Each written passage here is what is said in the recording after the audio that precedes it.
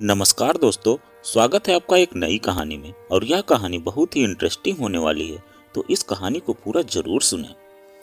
Phone की घंटी बजी। तब मैं बाथरूम से बाहर निकल रहा था। मेरे फोन उठाने से पहले ही प्रिया ने फोन उठाकर बातचीत आरंभ कर दिया था। माँ उससे कह रही थी, प्रिया, मैंने तुम्हें एक सलाह देने के लिए फोन किया है।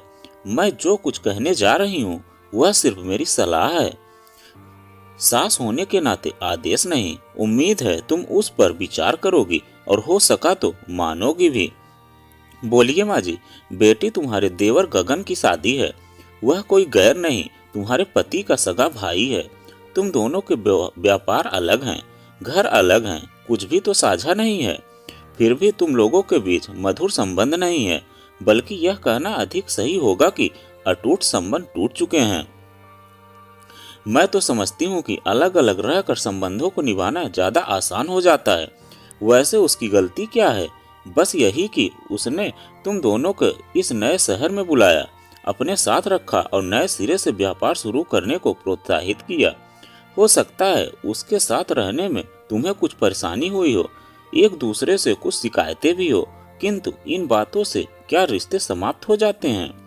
उसकी सगाई में तो तुम नहीं आई थी, किंतु शादी में जरूर आना। बहू का फर्ज परिवार को जोड़ना हो चाहिए। तो क्या मैं रिश्तों को तोड़ा है? गगन की सब जगह हमारी बुराई करते फिरते हैं। लोगों से यहाँ तक कहा है मेरा बस चले तो भाभी को गोली मार दूं। उसने आते ही हम दोनों भाइयों के बीच दरार डाल दी है। माँ जी, दरार डालने वाली मैं कौन होती हूँ? असल में गगन के भाई ही उससे खुश नहीं है। मुझे तो अपने पति की पसंद के हिसाब से चलना पड़ेगा। वे कहूंगी तो आ जाऊंगी। देखो, मैं यह तो नहीं कहती कि तुमने रिश्ते को तोड़ा है, लेकिन जोड़ने का प्रयास भी नहीं किया। रही बात लोगों के कहने की, तो कुछ लोगों का काम ही यही होता है। वे इधर उधर की झूठी बातें करके परिवार में संबंधों में फूट डालते रहते हैं और झगड़ा कराकर मजा लूटते हैं। तुम्हारी गलती बस इतनी है कि तुमने दूसरों की बातों पर विश्वास कर लिया। देखो प्रिया, मैंने आज तक कभी तुम्हारे सामने चर्चा नहीं की है, किंतु आज कह रही हूँ। तुम्हारी शादी के बाद कई लोगों ने हमसे कहा, आप कैसी लड़की को बहू बनाकर ले आए हैं। इससे अपनी भाभी को चैन से नहीं जीने दिया, बहुत सताया है। अपनी भाभी की हत्या के सिलसिले में इसका नाम भी पुलिस में दर्ज था। कुंवारी लड़की है, शादी में दिक्कतें आ जाएंगी, यही सोचकर रिश्वत खिलाकर उसका नाम घर वालों ने उस केस से निकलवाया है। अगर शादी से पहले हमें यह समाचार मिलता तो शायद हम सच्चाई जानने के लिए प्रयास भी करते, लेकिन तब तक तुम बहू बनकर हमारे घर आ चुकी थी। कहने वालों को हमने फटकार कर भगा दिया था। यह सब बताकर मैं तुम्हें दुखी नहीं करना चाहती, बल्कि कहना यह चाहती हूँ कि आंखें बंद करके लोगों की बातों पर विश्वास नहीं करना चाहिए। खैर, मैंने तुम्हें शादी में आने की सलाह देने के लिए फोन किया है। मानना न मानना तुम्हारी मर्जी पर निर्भर करता है। इतना कहकर माँ ने फोन काट दिया था। माँ ने कई बार मुझे भी समझाने की कोशिश की थी, किंतु मैंने उनकी पूरी बात कभी नहीं सुनी, बल्कि उन पर यही दोषारोपण करता रहा कि वह मुझसे ज्यादा गगन को प्यार करती हैं। इसलिए उन्हें मेरा ही दोष नजर आता है, गगन का नहीं। पर वे हमेशा यहाँ से रोती हुई ही लौटी थी। लेकिन सच्चाई तो यह थी कि मैं खुद भी गगन के खिलाफ था, हमेशा दूसरों की बातों पर विश्वास करता रहा। इस तरह हम दोनों भाइयों के बीच खाई चौड़ी होती चली गई। लेकिन फोन पर की गई माँ की बातें सुनकर कुछ हद तक उनसे सहमत ही हुआ। माँ यहाँ नहीं रहती थी। शादी की वजह से ही गगन के पास उसके घर आई हुई थी। वे हम दोनों भाइयों के बीच अच्छे संबंध न होने की वजह से बहुत दुखी रहती थी, इसलिए यहाँ बहुत कम ही आती। लोग सही कहते हैं, अधिकतर पति पारिवारिक रिश्ते को निभाने के मामले में पत्नी पर निर्भर हो जाते हैं। उसकी नजरों से ही अपने रिश्तों का मूल्यांकन करने लगते हैं। शायद यही वजह है पुरुष अपने माता पिता, भाई बहनों आदि से दूर होते जाते हैं और ससुराल वालों के नजदीक होते जाते हैं। दूसरे शब्दों में यूं भी कहा जा सकता है कि महिलाएं पुरुषों की तुलना में अपने रक्त संबंधों के प्रति अधिक वफादार होती हैं। इसलिए अपने मायके वालों से उनके संबंध मधुर बने रहते हैं, बल्कि कड़ी बनकर वे पतियों को भी अपने परिवार से जोड़ने का प्रयास करती रहती हैं। वैसे पुरुष का अपनी ससुराल से जुड़ना गलत नहीं है। गलत तो यह है कि पुरुष रिश्तों में संतुलन नहीं रख पाते। वे नए परिवार से तो जुड़ते हैं, किंतु धीरे धीरे अपने परिवार से दूर होते चले जाते हैं। भाई भाई में, भाई बहनों में कहा सुनी कहाँ नहीं होती, लेकिन इसका मतलब यह तो नहीं होता कि संबंध समाप्त कर दिए जाएं। मेरे साथ भी यही हुआ। जाने अनजाने में मैं गगन से ही नहीं, अपने परिवार के अन्य सदस्यों से भी दूर होता चला गया। सही मायने में देखा जाए तो संपन्नता व कामयाबी के जिस शिखर पर बैठकर मैं व मेरी पत्नी गर्व महसूस कर रहे थे, उसकी जमीन मेरे लिए गगन ने ही तैयार की थी।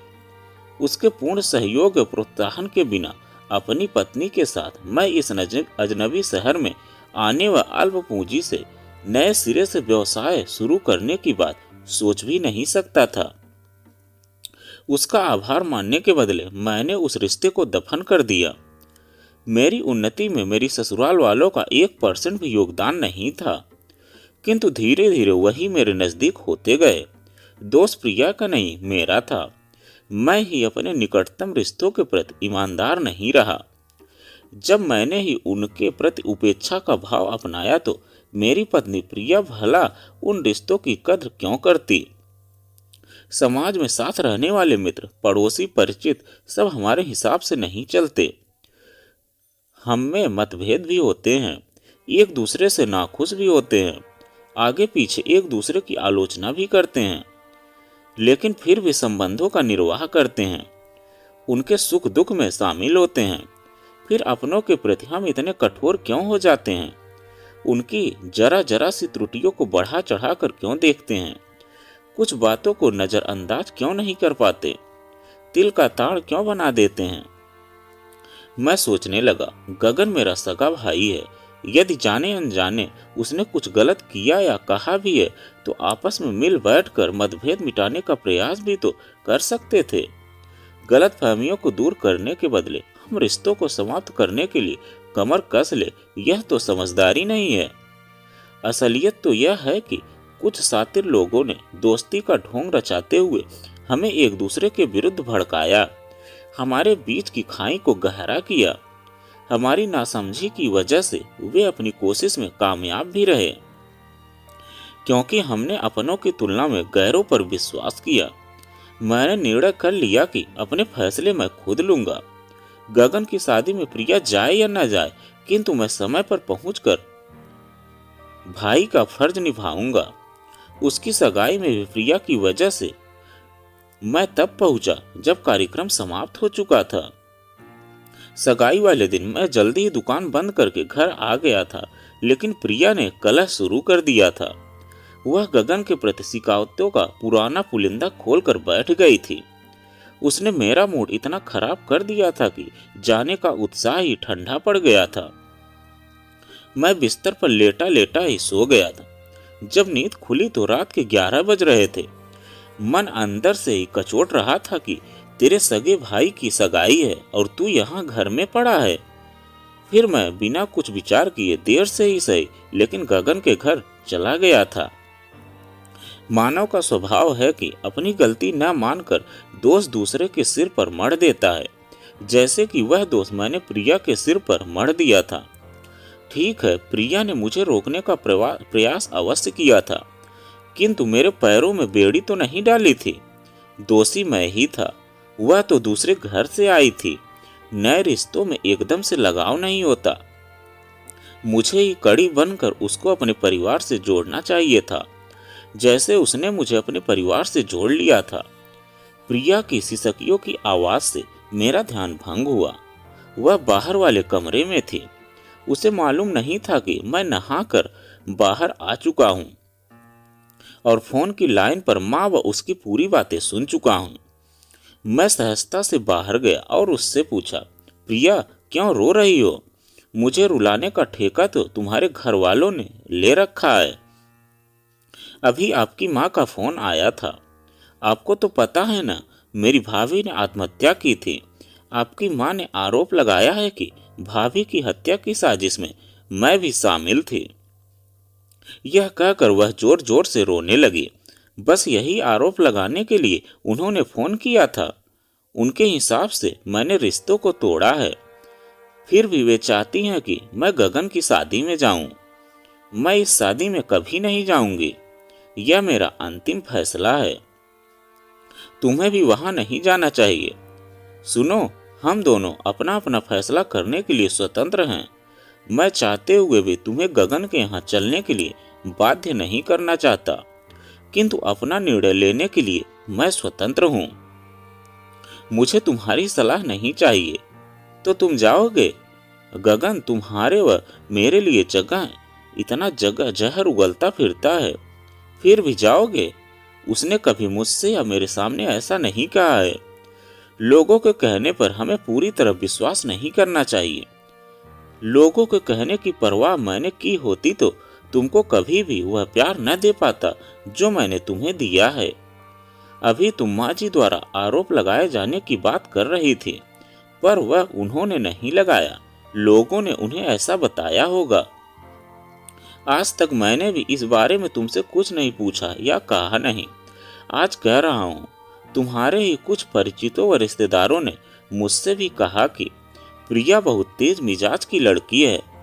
अपनी भाभी को इसने कभी चैन से जीने नहीं दिया। इसके जुल्मों से परेशान होकर भाभी की मौत हुई थी। पता नहीं वह हत्या थी या आत्महत्या, लेकिन मैंने उन लोगों की परवाह नहीं की। पर तुमने उनकी बातों पर विश्वास कर लिया। क्या तुम भी मुझे अपराधी समझते हो? मैं तुम्हें अपराधी समझता और न ही मैंने उन लोगों की बातों पर विश्वास किया था। अगर विश्वास किया होता तो तुमसे शादी नहीं करता। तुमसे बस एक सवाल करना चाहता हूँ। लोग जब किसी के बारे में कुछ कहते हैं तो क्या हमें उस बात पर विश्वास कर लेना चाहिए? मैं तो बस इतना जानती हूँ कि वह सब झूठे हैं। हमसे जलने वालों ने यह अफवाह फैलाई थी। इसी वजह से मेरी शादी में कई बार रुकावटें भी आई थी। मैंने भी उसे सच नहीं माना। बस तुम्हें यह एहसास कराना चाहता हूँ कि जैसे ये सब बातें झूठी है, वैसे ही गगन के खिलाफ हमें भड़काने वालों की बातें भी झूठी हो सकती हैं। उन्हें हम सत्य क्यों मान रहे हैं, लेकिन मुझे नहीं लगता कि वे बातें झूठी हैं। खैर, लोगों ने सच कहा हो या झूठ, मैं तो नहीं जाऊंगी। एक बार भी उन्होंने मुझसे शादी में आने को नहीं कहा। कैसे कहता? सगाई पर आने के लिए तुमसे कितना आग्रह करके गया था। यहाँ तक कि उसने तुमसे माफी भी मांगी थी, फिर भी तुम नहीं गई। इतना घमंड अच्छा नहीं है। उसकी जगह मैं होता तो दोबारा बुलाने ही नहीं आता। सब नाटक था, लेकिन आज अचानक तुम्हें क्या हो गया है? आज तो गगन की बड़ी तरफदारी की जा रही है। तभी द्वार की घंटी बजी। गगन आया था। उसने प्रिया से कहा, भाभी, भैया से तो आपको साथ लाने को कह ही चुका हूं, आपसे भी कह रहा हूं। आप आएंगी तो मुझे बड़ी खुशी होगी। अब मैं चलता हूँ, बहुत काम करने हैं। गगन उत्तर की प्रतीक्षा किए बिना ही लौट गया। मैंने पूछा, अब तो तुम्हारी यह शिकायत भी दूर हो गई कि तुमसे उसने आने को नहीं कहा। अब क्या इरादा है? इरादा क्या होना है? हमारे पड़ोसियों से तो 1 सप्ताह पहले ही आने को कह दिया था। मुझे 1 दिन पहले न्योता देने आया है। असली बात तो यह है कि मेरा मन उससे इतना खट्टा हो गया है कि मैं जाना ही नहीं चाहती हूँ। मैं नहीं जाऊंगी, तुम्हारी मर्जी। यह कहकर मैं दुकान चला गया। थोड़ी देर बाद ही प्रिया का फोन आया। सुनो, एक बहुत बड़ी खुशखबरी है। मेरे भाई नितिन की शादी तय हो गई है। 15 दिन बाद ही शादी है। उसके बाद कई महीने तक शादियां नहीं होंगी, इसलिए जल्दी शादी करने का निर्णय लिया गया है। बधाई हो। कब जा रही हो? पूछ तो ऐसे रहे हो जैसे मैं अकेली ही जाऊंगी। तुम नहीं जाओगे? तुमने सही सोचा, तुम्हारे भाई की शादी है। तुम जाओ, मैं नहीं जाऊंगा। यह क्या हो गया है तुम्हें? कैसी बातें कर रहे हो? मेरे माँ बाप की जग हंसाई कराने का इरादा है क्या? सब पूछेंगे दामाद क्यों नहीं आया, तो क्या जवाब देंगे वह? लोग कई तरह की बातें बनाएंगे।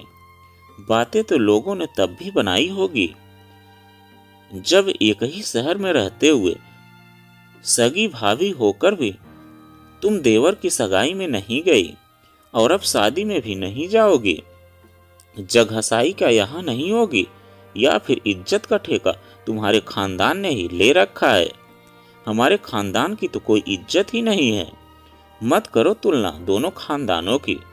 मेरे घर वाले तुम्हें बहुत प्यार करते हैं। क्या तुम्हारे घर वाले मुझे वह इज्जत व प्यार दे पाए? हर एक को इज्जत व प्यार अपने व्यवहार से मिलता है। तो क्या तुम्हारा फैसला अंतिम है कि तुम मेरे भाई की शादी में नहीं जाओगे? हाँ, अंतिम ही समझो। यदि तुम मेरे भाई की शादी में नहीं जाओगी तो मैं भला तुम्हारे भाई की शादी में क्यों जाऊंगा? अच्छा, तो तुम मुझे ब्लैकमेल कर रहे हो। यह कहकर प्रिया ने फोन रख दिया।